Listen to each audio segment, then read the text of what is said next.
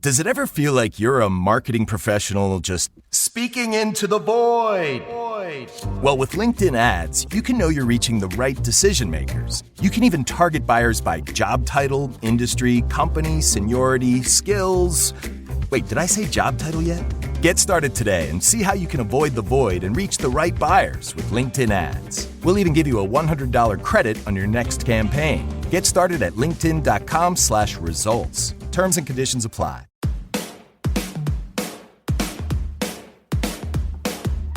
Hello and welcome to The Shift, the podcast that aims to tell the no-holds-barred truth about being a woman post-40. Created and hosted by me, writer and broadcaster, Sam Baker. This week, I'm delighted to welcome back to The Shift one of my most listened to guests, Nicola Sturgeon.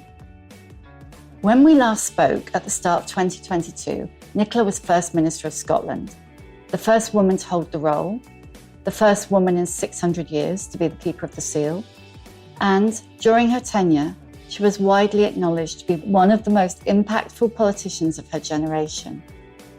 During our conversation, she spoke for the first time about how it felt to experience menopausal symptoms in the corridors of power. And her candour was one of the things that opened the floodgates of the menopause conversation. But that was then. A year later, she shocked the world by resigning from the role she had worked towards her whole life, in an attempt to build a life outside politics and away from the very public glare. Now Nicola's written a book, Frankly, a personal and political memoir of her life in politics. And as its title suggests, she's tried not to pull any punches or sidestep any issues, both personal and political. Nicola came to hang out in my living room in Edinburgh to discuss the decision to leave and the highs and lows of life after leadership.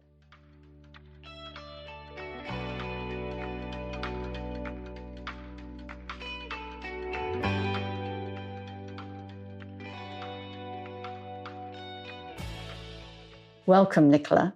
It's a pleasure. Because there's so much ground to cover, and I don't doubt you'll get sick of talking about it over the coming months, I'm not even going to attempt to. So it seems to me to make sense to start at the end, or perhaps not the end, but the beginning of the next chapter. So let's talk about making the decision to leave the job you'd fought for your whole life. It was huge. And if I think back to, that time at the end of 2021 when we spoke before, I would not have said I was going to, a year later or just over a year later, pack it all in. And yet when I look back now, I think it was by that time inevitable that I didn't have much longer as First Minister. And I think it was largely because of the COVID experience. I came out of that and I didn't necessarily realise it at the time, but I was just utterly mentally, physically exhausted. And I think as we emerged from that, my time was very limited. But it took me until early 2023. So, I announced my resignation in mid-February that year. And it wasn't really until sometime in January. I mean, it had obviously been percolating in my head for a long time, but it wasn't until probably around mid-January that I started to think, no, actually, it's time for me to go. And I remember I did an interview at the start of 2023 with Laura Kuenssberg in the BBC, and Jacinda Ardern had just announced her resignation. And Laura was asking me, because she used I've got nothing left in the tank. And have you still got plenty left in the tank? And I'm like, absolutely. But it was just in the aftermath of that I started to think, is that really true? And so that was the start of what had been, I think, something working away in my subconscious. It was round about then it sort of rose to the top of my mind. And I kind of just knew, I just knew this is the right time. Had you had moments before where you'd flagged and thought, no, and pulled yourself back up? Yeah, I mean, I think the one I do talk about in the book was in the aftermath of the general election in 2017. We won the election, but relative to the success we'd had 2 years before, we slipped back a bit. I was almost the victim of our own success by then. Something that was the second best general election result in the SNP's history was suddenly seen as a failure. And I think in the aftermath of that, because I think I got that election wrong in many ways, I got the politics of it wrong. I wasn't at my best. I wasn't particularly well through the campaign, so it wasn't a happy experience. And I came out of that thinking, do I have the energy anymore? And I pulled myself out of that.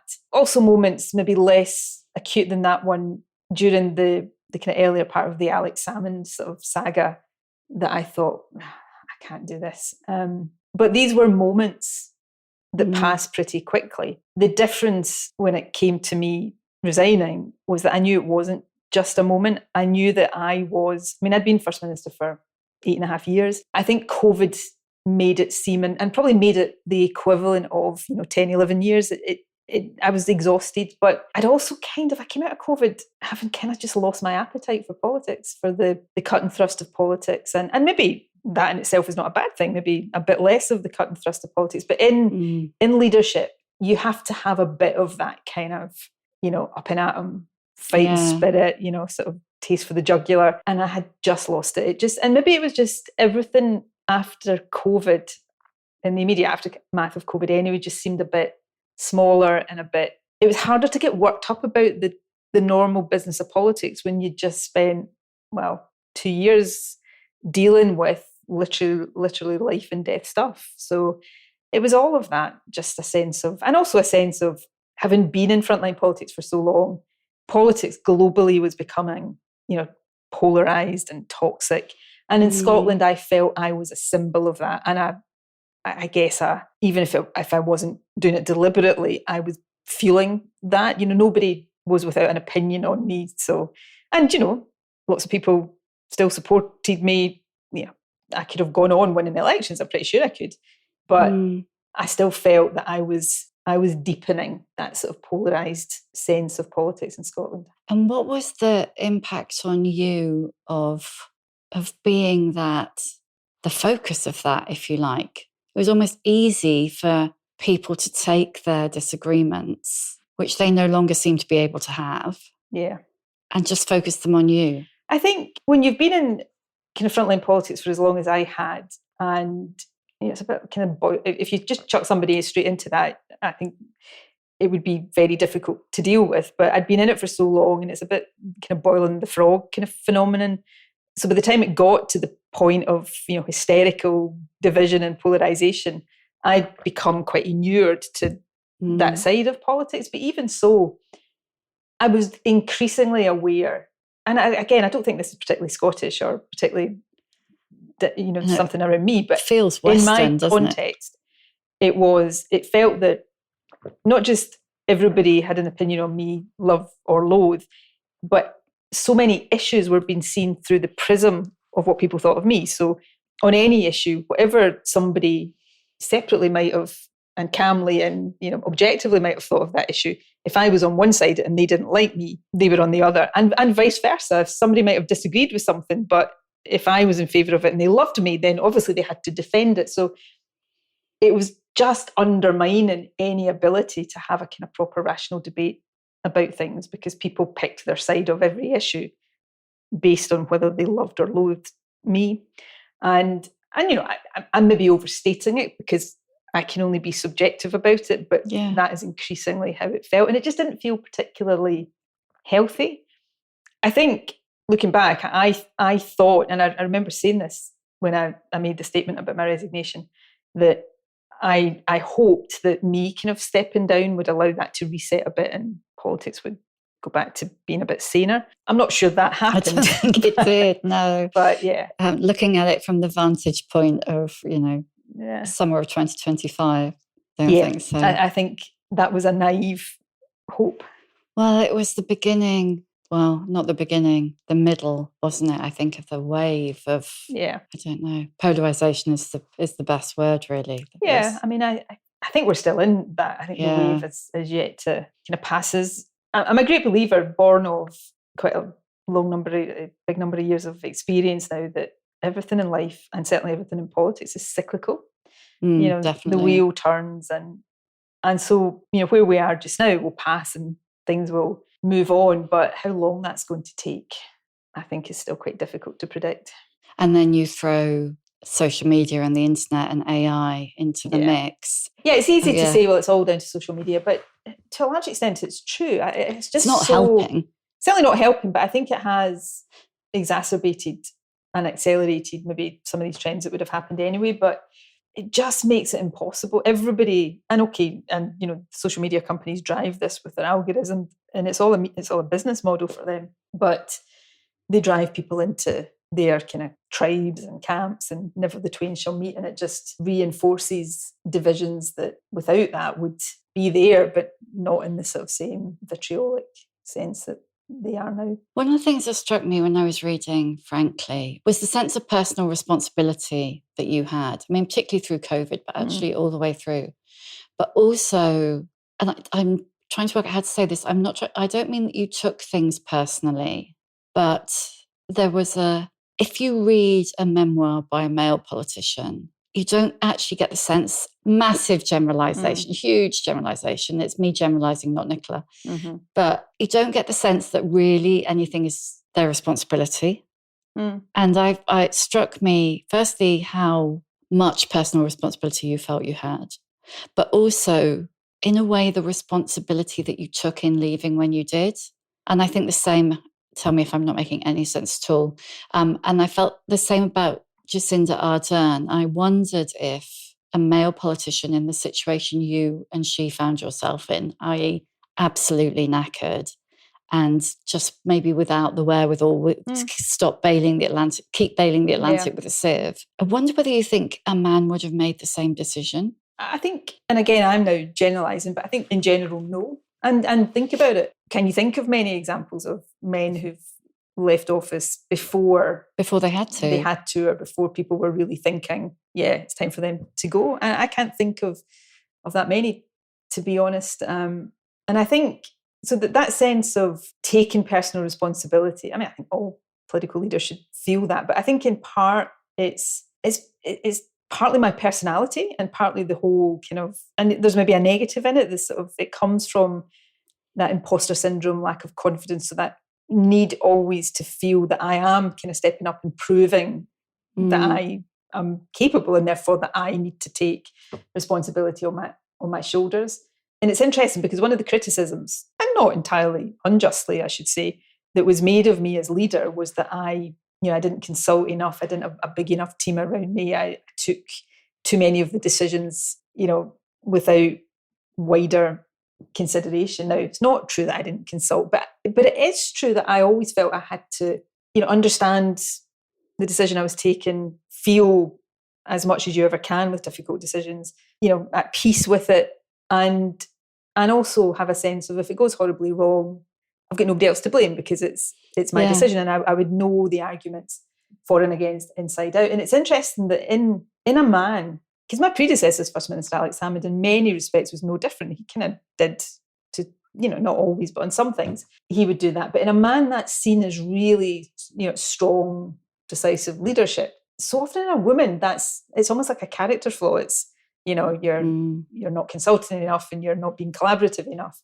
And I guess it goes to one of the other reflections I have on, and it's not by any manner of means a sort of unique reflection, but the gendered assessment of leaders is really, really marked.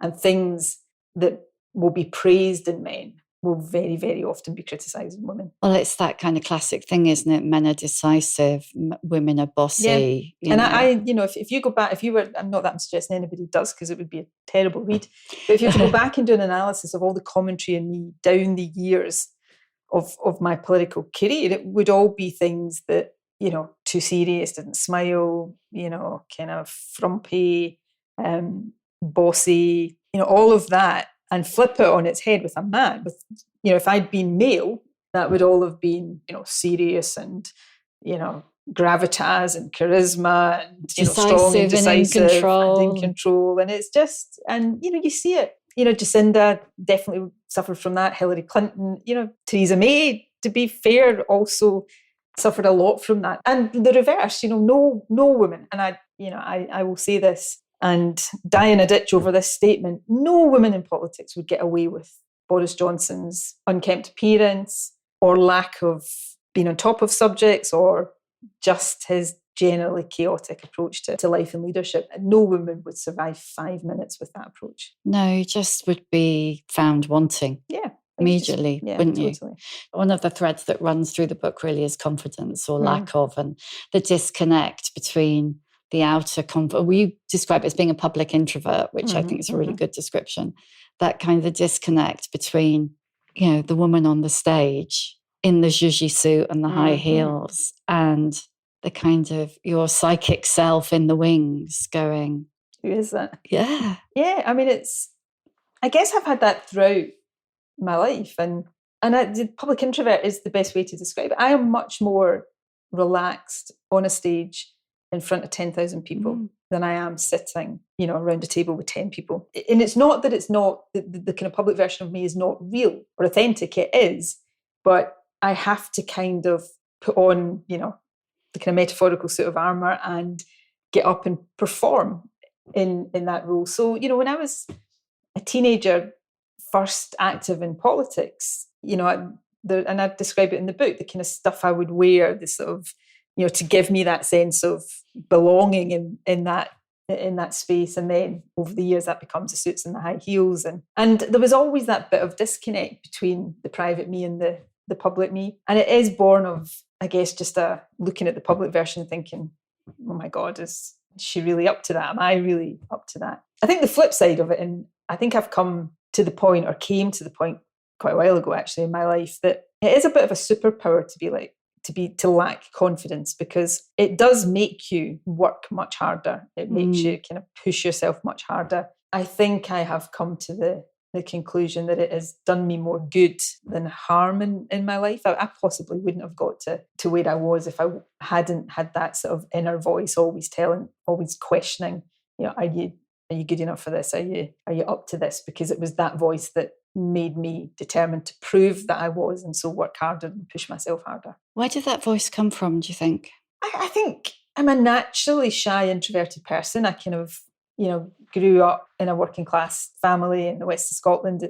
I wasn't at school surrounded by uber confident, lots of smart, clever people, but the environment I grew up in wasn't one that conditioned you to think, it wasn't the kind of public school sort of, you can do anything sort of, although my parents did encourage me to believe I could do what I wanted to do. So I don't know, I think part personality, part background and the environment I grew up in, I think just always made me question or doubt myself, but push myself on.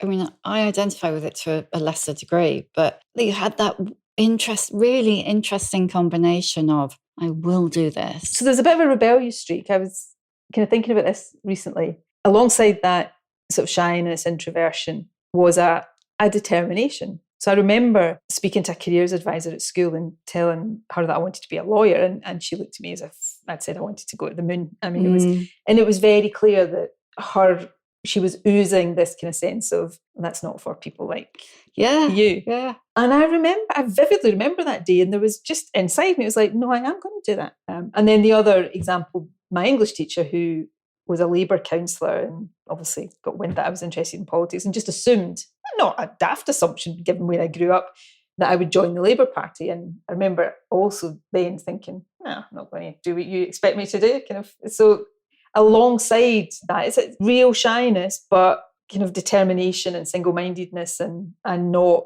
I don't know, just not wanting the shyness to stop me going on and doing the things I wanted to do.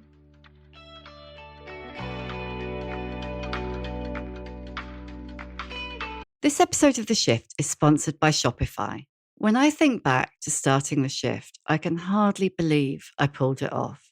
I mean, I knew nothing, and I had to figure it all out on my own. Scripts, scheduling, branding. When you're starting something new, it can seem like every time you tick something off your to-do list, 2 more things magically appear in their place. So finding a tool that simplifies the whole process can be a real game changer. For millions of businesses, that tool is Shopify. Shopify is the commerce platform behind millions of businesses around the world, from household names like Heinz to Allbirds and Skims. Get started with your own design studio. With hundreds of ready-to-use templates, Shopify will help you build an online store to match your brand style. Accelerate your content creation. Shopify is packed with helpful tools to write product descriptions, headlines, and enhance product photography. Get the word out like you actually have a marketing team to create email and social media campaigns wherever your customers are scrolling.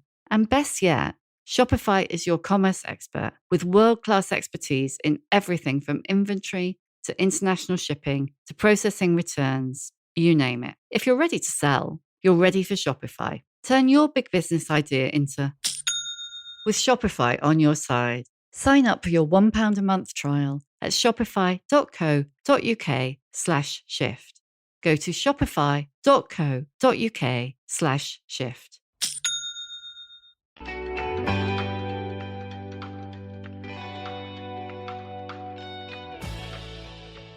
I mean, you talk in the book about the kind of what we were just talking about, the kind of initially in your career being seen as dour and a bit joyless, a bit, I mean, even your phrase personalityless, like, sorry to the party line. How long did it take you to get the confidence that actually it was okay to be you and do the job? So I think that probably took me until certainly into my 30s. And if I kind of try and place it in the sort of timeline of my political career, probably it was around the time I became deputy leader of the SNP and started to sort of, I think, come into my own then and start to feel a bit more comfortable in my own skin. And that was a long time. And, I looking back, I get why I was the way I was when I was younger, because as a young woman, and I didn't recognise it as this at the time, but the pressure to kind of conform and to fit in and sort of people around you, and the people around you are middle-aged white men, basically. So there is a huge pressure to sort of conform to the norm. But looking back, I kind of wish that I'd sort of managed to throw that off a bit earlier. But certainly I would say mid-30s is probably when I started to feel more comfortable in me, in my own skin. So I was thinking about in the context of that, the kind of roles. And I mean, I'd like to say I think it's changed now, but who knows? And I think on the one hand you think it has, and on the other hand, then you're looking at it hasn't. But the roles that women are expected to play to fit in a very male environment, like, the kind of, like you were saying, you were basically dismissed as a silly lassie half the time, and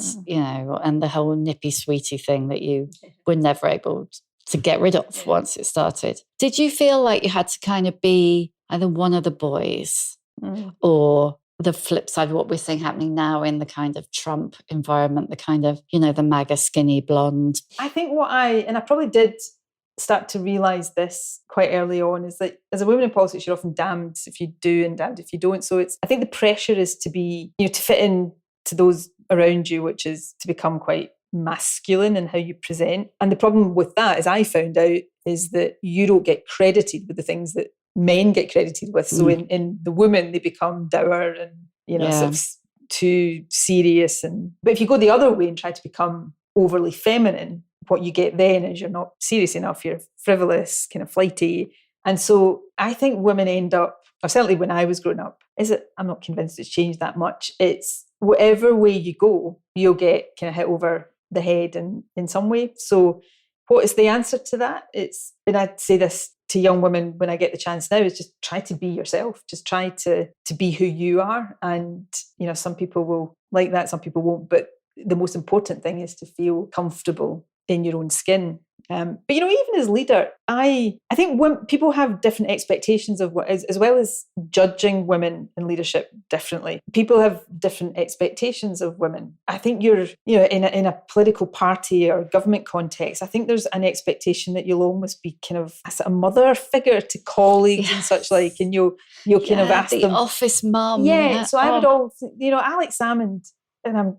kind of cite him just because he was my predecessor. He couldn't give a stuff. And I'm not this is not a criticism, of what was going on in colleague X's personal life or whatever. And nobody would ever expect him to. Nobody would ever expect him to sort of have this almost kind of pastoral role with the people around him. But I think for women, that's different. There's a sense that you'll, ask them how they're doing, or, and it's just, And I was never that good at that, to be honest. But it's another example of nobody would have bothered if I'd been a man, but because I'm a woman, there's a bit of kind of criticism that you're not touchy-feely enough. Yeah, you're a woman, so it's a bad thing that you didn't remember their birthday. That kind of thing, yeah. Mm-hmm. And in your personal relationship, were you the person who had to remember the birthdays there? I mean, I am no domestic goddess. So no, I mean, I was not the one who looked after kind of domestic household stuff. Things like, but like getting a niece and 4 nephews, and I would certainly remember their birthdays. And I'm not saying, he wouldn't have, but I kind of took a bit of responsibility for that. But things like doing shopping and cleaning and stuff, nah, it's not my bag, still not my bag. Well, who does it now then? Well, that is a slight problem. That's part of this kind of life transition that I'm still trying to get my head around. Yeah, good luck with that. Tell me if you crack it. I'm not sure I ever will. There's something you wrote in the book that I've jotted down. It really spoke to me, is that the older I've got, the more I've wondered if the price I paid, the opportunities I sacrificed, such as having children, was higher than it would have been if my background or temperament had been different. I mean, in short, if I'd been more confident. So kind of the second part of that first, really. Do you feel like, because you were on the short end of the class stick and the gender stick, if you like, for instance, David Cameron or Boris Johnson saw a door, you were seeing a wall? Yeah, I think talk about David Cameron for a second. I say in the book, of all the prime ministers I interacted with, he was the one I got on best with. Some, again, I'm not having a go at him, but always struck me with somebody like him. He was never sitting there going, oh my God, I'm Prime Minister. He was going, yeah, I'm Prime Minister.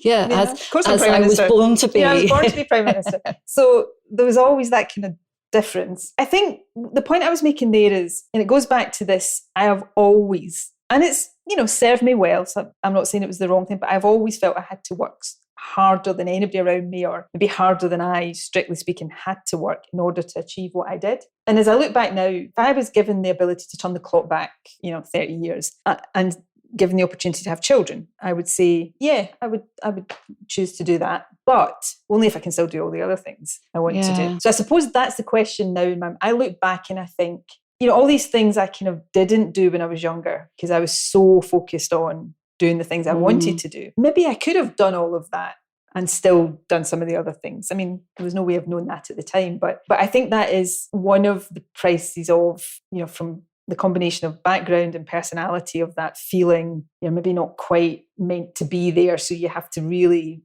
work doubly hard to prove yourself, is that the price you pay for it is a bit higher than it might otherwise be. I mean, I always felt, I don't know whether I felt grateful or I felt like I should be grateful. And I think kind of as a young woman starting work in the late 80s, 90s, there was always a sense of, at any minute, that rug, you were on a rug and someone else had the power whether the rug stayed under your feet or not. And I remember talking to the young women who worked for me at one point and talking to them about the culture of what senior men largely, but not exclusively, were able to get away with back in the 90s. And they were kind of disgusted, but not really with the men. More with us for letting them get away with it. And they didn't really understand that, for good reason, they didn't understand that our way of dealing with that was just to have kind of a whisper network where we were like, oh, don't get in a lift with him, or, don't work late. But also in our defence, and maybe I'm being overly defensive of our generation of women here, but I think there was so much you just kind of internalized and almost normalised. So I tell a story. It was just how it was. Bully, MSP of another party who treated me terribly over a particular thing. And it wasn't until the Me Too thing, all these years. So this was in the, late 90s, early 2000s. And it took me into 2017, filling in a Scottish Parliament survey after the Me Too. They did a survey of staff and members about, have you ever experienced kind of bullying or sexual harassment? And there was this question about, sexual bullying. And it wasn't until I'm sitting filling this in that I thought, that all these years ago, that's what it was. But at the time, as a young woman, although it really affected me and upset me, I guess I just thought, well, that's just what you have to put up with. That's just part of the cut and thrust of politics. So I think not everything, but I think there is some male behaviour that when we were younger, we didn't necessarily kind of, maybe at some level of our consciousness, of course we knew it was wrong, but it was just the way the world was. Yeah, you just had to put up with it. when the allegations about Alex surfaced, had you before that been aware of rumours about him? Had there been a whisper network of... No, so I'm pretty explicit. And trust me, I have searched my own soul over this so deeply, like asked myself at the time and periodically since, did I know at some level? Was I willfully blind to it? But I really didn't. I knew two things, I knew he could be a bit of a bully in terms of how he treated staff and colleagues. Had witnessed that, had intervened at times. He never, for some reason, treated me like that, but I'd witnessed it on many occasions. And what the other thing, and I had heard rumours, was of affairs, consensual affairs, and always took the view, rightly or wrongly, that, what consenting adults got up to is up to them. It was none of my business. I had not heard whispers or rumours of kind of inappropriate sexual behaviour. And at the time, and for some time afterwards, when journalists would be like, almost, they would never say it to me explicitly, but there would be an undertone of, you must have known. And I would often, and once or twice said it to them, well, did you? Because you were around him a lot. You're part of the whisper kind of network. So, they would often, no, I didn't hear anything either. So, well, what makes you think I did? So no, I didn't. And that's one of the things I struggled a lot with, of questioning myself about whether I should have done, or whether there was anything more that I could have done to be aware of it earlier on. Yeah, it's I definitely, had people say, oh, it's the same old thing. Everybody knew, but Well, people say everybody knew, but actually, whenever I've not done it that often, challenged. So does that mean you knew? Oh no, I didn't know. No, everybody else knew, but I didn't know. So I don't think, I genuinely, not just me, I don't think people did know that side. And maybe because there was the other things that people did know or thought they knew about him, I don't know, maybe that gave some kind of general cover for it. I don't know. I didn't. And, I can remember thinking that when I did then start to hear some of the allegations, if I did it, I had a relationship with him. I say he didn't bully me in the way, or bully is maybe the wrong word, but the kind of hairdryer treatment he would give people. He never did that to me. We had a relationship of, certainly for the latter part of political partnership of equals, we would challenge each other. If I had heard anything like that, I'd have kicked him from one end of Butte House to another, apart from anything else I might have done. So the idea that I would have covered up that kind of behaviour or turned a blind eye to that kind of behaviour, just absolutely not. Do you feel like there's a sense that because you're a woman, all women stood or fell on your performance, but also you were expected to represent all women in a way that's like not all men?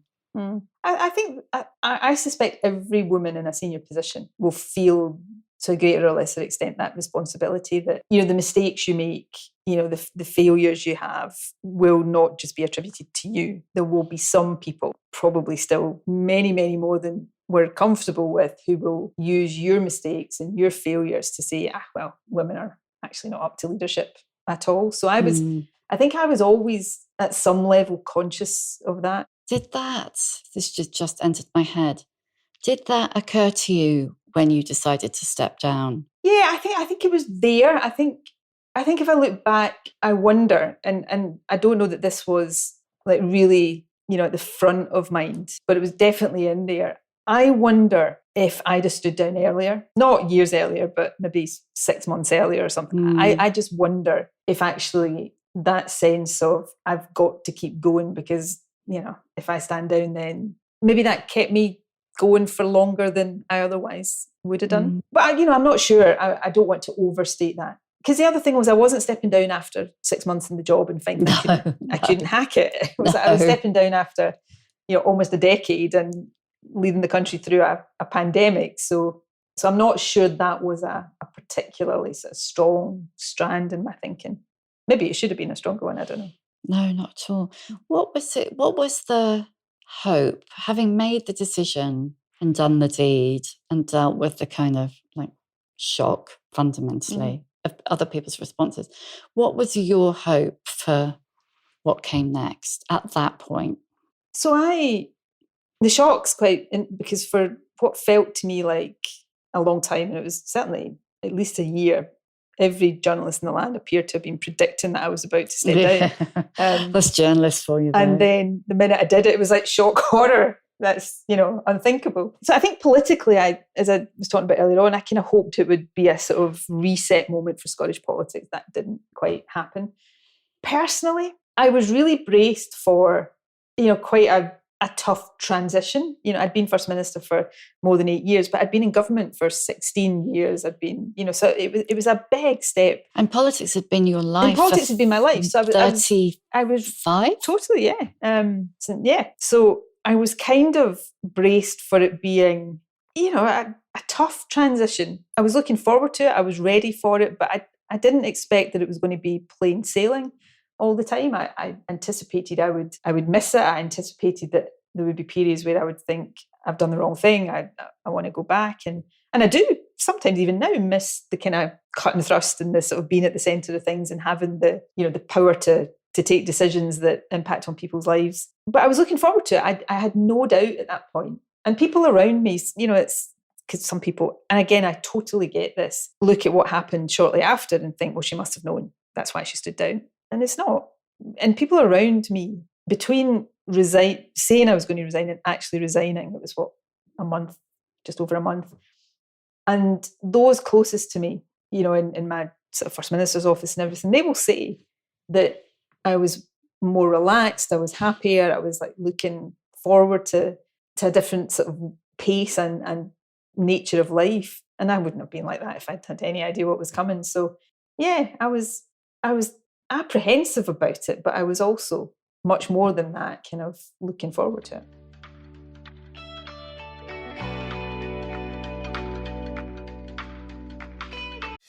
Hey, it's Paris. I love sparkly things, right? Like stars. Duh. And thanks to Hilton and AutoCamp, I just slept under them. Picture me serving looks by the fire outside my luxurious Airstream, making s'mores with the kids, while a national park is our backdrop. The great outdoors meets Hilton hospitality. That's hot. Explore all the new ways to stay at Hilton.com. Hilton for the stay.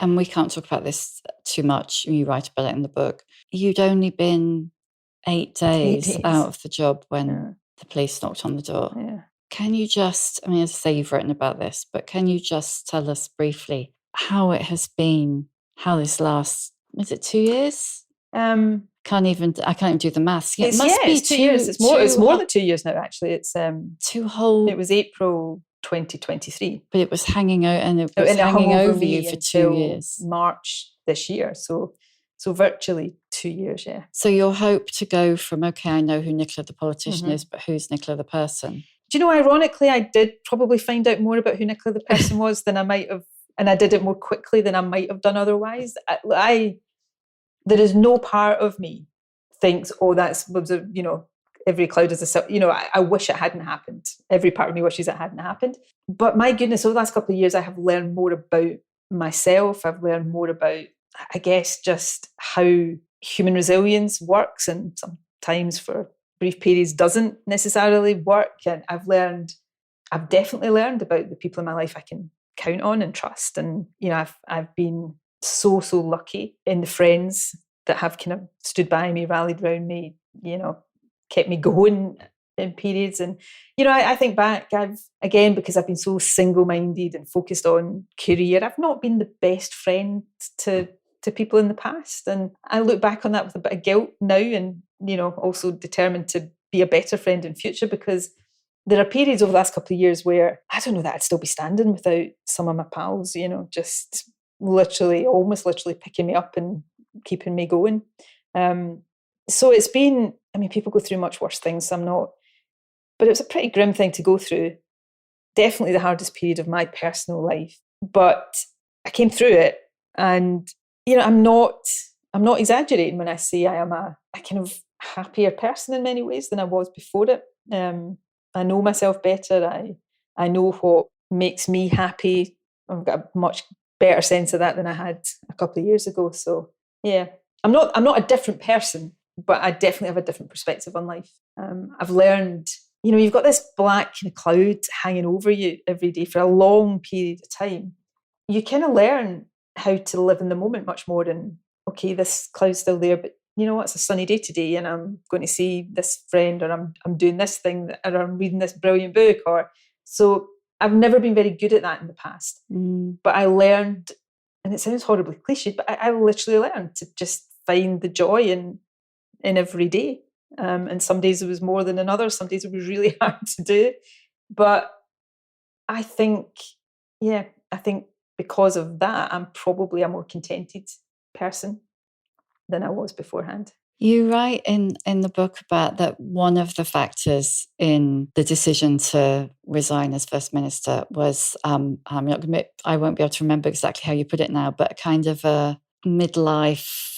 I said it was a kind of midlife assessment. It was a really assessment. good phrase you used. I can't remember. I guess, I'd been, as we've just been talking about, I'd been in politics all my adult life. At the point I resigned, I was 53, which is not old. And I just, at that point, if I don't make a shift now, if I don't, as I described it at the time, start to think more about Nicola the person and less about Nicola the politician, I might just leave it too late. I might miss the opportunity when I'm still young enough to enjoy that, and actually young enough to think in terms of that was phase 1 and this is phase 2. And I didn't want to miss that opportunity. And then, we've talked about menopause, obviously, before. That wasn't a reason to step down. In fact, possibly that was one of the reasons it would have, because I would never have wanted somebody, she's going through the menopause, so she can't be First Minister. But it was one of the things that was making me think about life and where I wanted to go in the next phase of my life. But it actually, just to talk about the menopause, we might have spoken about this before, when I started to kind of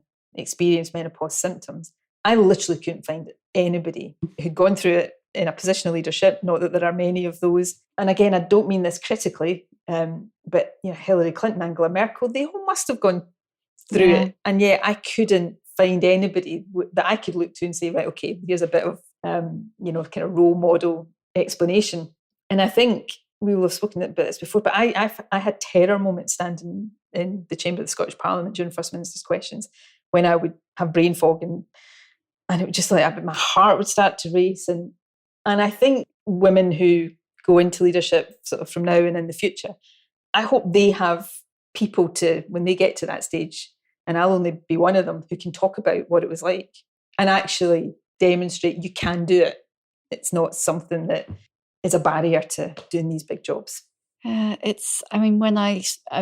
sure we talked about this before, that when I started the shift, that was kind of for me, that was the whole thing, because I just felt like the women who are still there, still in big jobs, they can't all have just sailed through menopause. Yeah. Some people do, and bully for them. But how much better is it going to make you feel if you're sitting in a boardroom like with a can of, as I was, Diet Coke shoved up your T-shirt because it's the only way to keep cool through your pitch, to know that you did, or like you say, Angela Merkel or Hillary Clinton or whoever, and or Kamala Harris, you know. And you can, I'm a bit hesitant to say, ex-women should talk about, everybody's got to kind of make their own decision about how open they want to be, and I don't think it's right to judge that, but I do think it's really important that the next generation have women to look to that talk about the challenges, but also how you deal with them and overcome them. I think the next generation will, because certainly by the time I started to experience menopause and then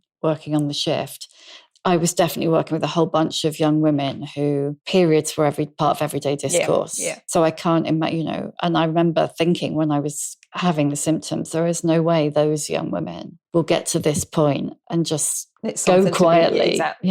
No, I think that's right. Not going to. Before I ask you the questions that I always ask at the end, I could keep you here all day, but I won't.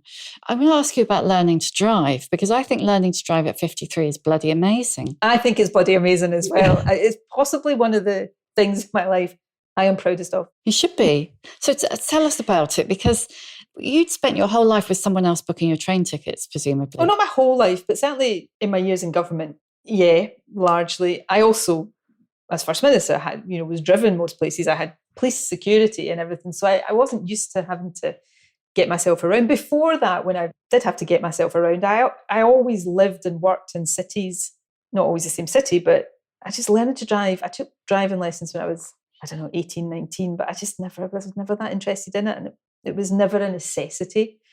And then, of course, I start to look to a period in my life where I'm back to having to get myself around, but also in a position of people kind of knowing who I am and how, so I thought I need to learn to drive. I need to be able to drive. And so I just decided I was going to do it. What I didn't anticipate was that for the early part of my driving lessons, I would have the media camped outside my house. And so for a lot of those early driving lessons, I was literally getting in the car and driving away in front of, the media. Oh, but God. Yeah. So when they're doing that kind of ignition, clutch, totally. accelerate thing, like, yeah, and my driving instructor was brilliant. He really was. He must have thought, what the hell have I got myself roped into here? But he was great. So yeah, and I was just determined that I was going to do it, and I did it. And that's less than 2 years ago that I passed my test, and I've driven 25,000 miles. Is your car your little safe haven?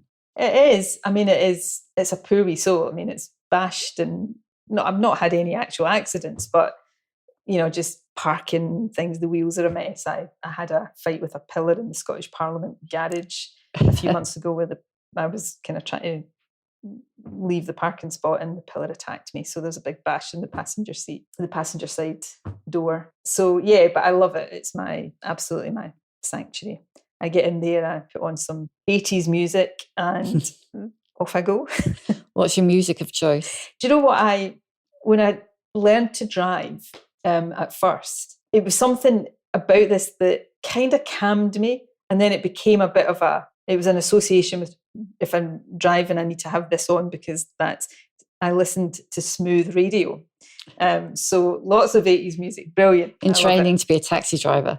Yeah, so I still revert to that quite a bit. I drove through from Glasgow this morning to Edinburgh, and I had Maggie Rogers, who's a American. I'm giving artist. You blank face. Yeah, he's really good. Music's not my forte. I know what I like when I hear it, but it's not my forte. But yeah, getting in the car and just blasting some music is amazing. And what's next then? I mean, the book's out, will be this week for everybody listening. Cue an avalanche of press. What after? And at festivals and events? Yeah, I've decided I'm just going to give myself kind of permission to just enjoy doing a bit of that.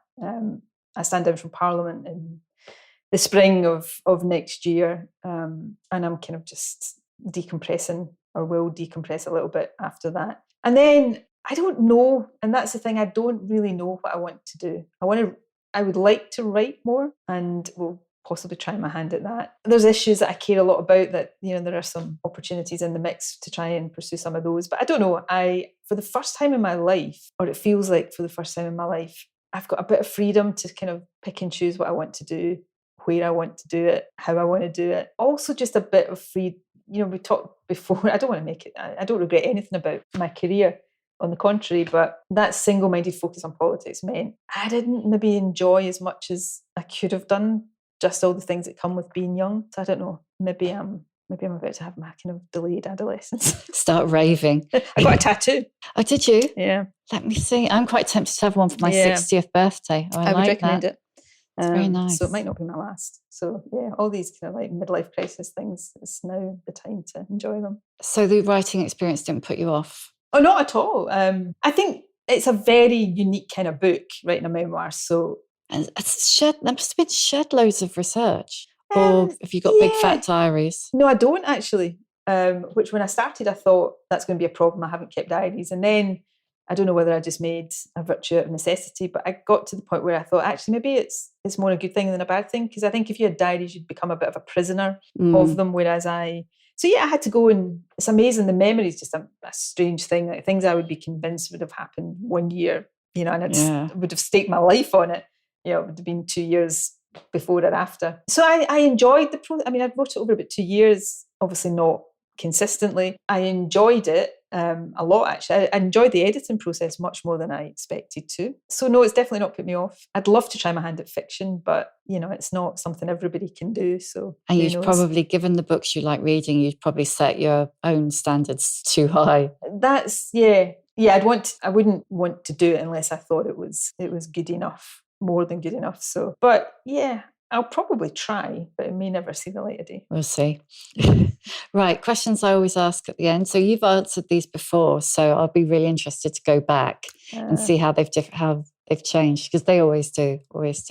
What's your emotional age? Oh, it's probably younger than it was when I last spoke to you. I think right now I'm maybe about, I can't remember what I said the last time. I can't either. I think right now, what's my emotional age? I would say probably about 30. Why 30?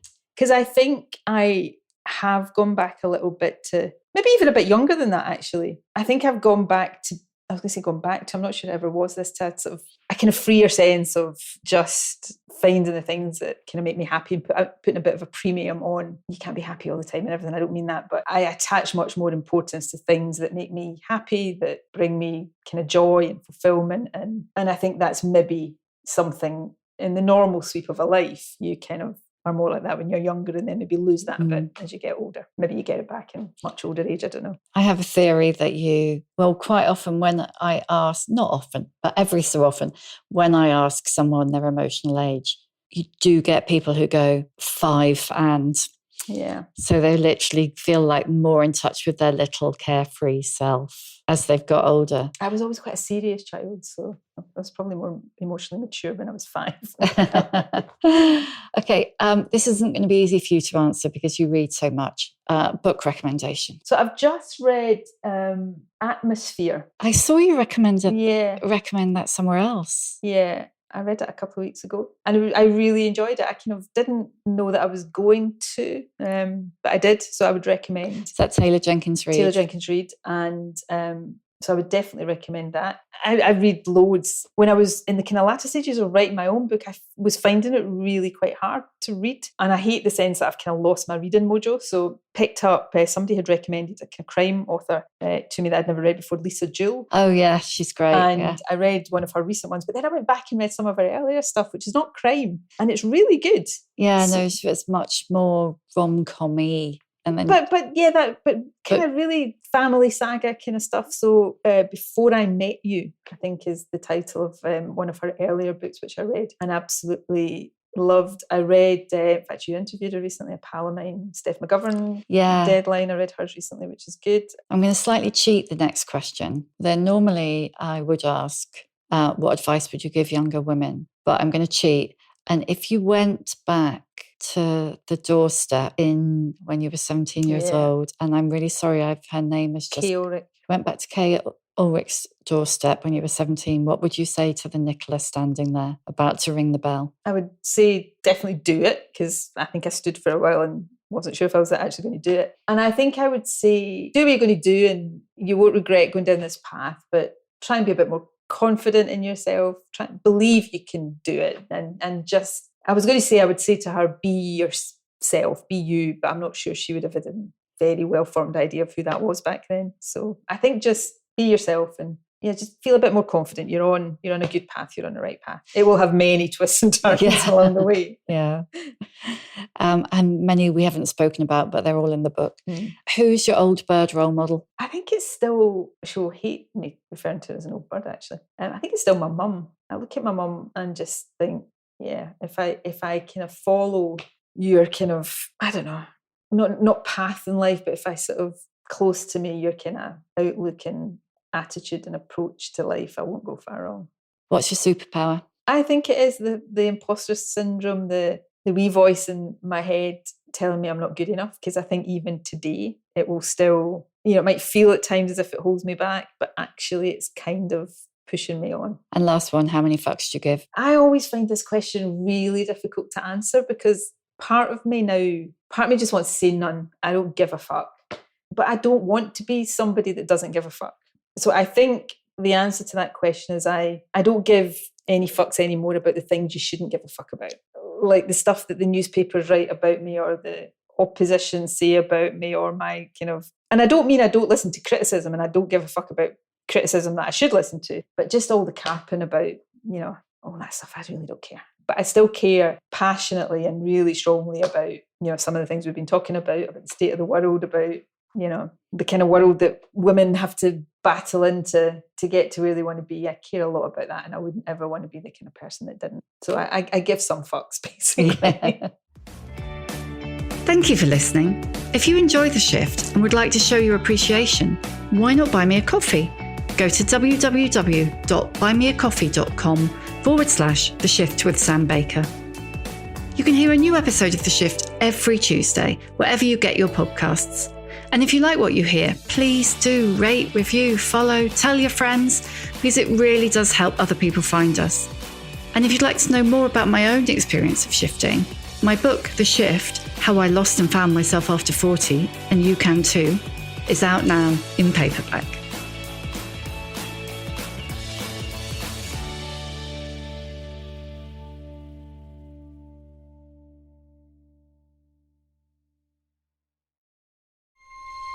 This episode is brought to you by FX's Alien Earth, the official podcast. Each week, host Adam Rogers is joined by guests, including the show's creator, cast, and crew, in this exclusive companion podcast. They will explore story elements, deep dive into character motivations, and offer an episode-by-episode behind-the-scenes breakdown of each terrifying chapter in this new series. Search FX's Alien Earth wherever you listen to podcasts. Want to live better? We've got a lot of work to do. Join Chris Hemsworth in National Geographic's new Disney Plus original series, Limitless. Live better now. I'm diving headfirst into cutting-edge science to uncover 3 powerful secrets to living better right now. The growth that occurs through any challenging experience is really what we seek. Chris Hemsworth stars in Limitless. Live better now. Now streaming on Disney Plus and Hulu. It's showtime.